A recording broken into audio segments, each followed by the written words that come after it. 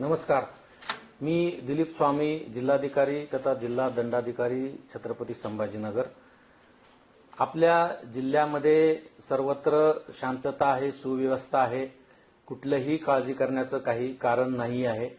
परंतु आपत्कालीन परिस्थितीमध्ये प्रशासन आणि जनता सर्वतोपरी तयार राहावं यासाठी शासनाने दिलेल्या निर्देशाप्रमाणे जिल्हा आपत्ती व्यवस्थापन समितीने आपल्या जिल्ह्यामध्ये काही ठिकाणी मॉक ड्रिल घेण्याचा निश्चय केलेला आहे. त्यामध्ये आज दिनांक 10 मे रोजी ग्रामीण भागामध्ये पैठण येथे मॉक ड्रिल सायंकाळच्या वेळेस संपन्न होणार आहे. त्याचबरोबर शहरामध्ये छत्रपती संभाजीनगर महापालिका हद्दीमध्ये उद्या म्हणजे 11 मे रोजी दुपारी 4 ते 6 या कालावधी दरम्यान काही ठिकाणी मॉक ड्रिल घेऊन प्रात्यक्षिक घेऊन अशा आपत्कालीन परिस्थितीमध्ये नागरिकांनी आणि प्रशासनाने काय काय पावलं उचलले जायला पाहिजेत या दृष्टिकोनातून मॉक ड्रिल घेतलं जाणार आहे.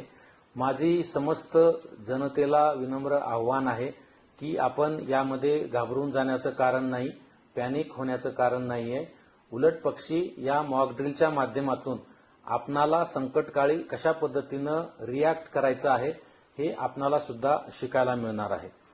उद्या शहरासोबतच ग्रामीण भागामध्ये सुद्धा वेरूळ येथे आणि अजंठा येथे या ठिकाणी सुद्धा मॉक ड्रिल होणार आहे. तेव्हा आपण सर्वांनी सतर्क राहावं आणि या मॉक ड्रिलला सहकार्य करावं. कुणीही घाबरून जाऊ नये, कुणी पॅनिक होऊ नये आणि कुणीही या संदर्भात अफवा पसरू नये अशी माझी आपणा सर्वांना विनंती आहे.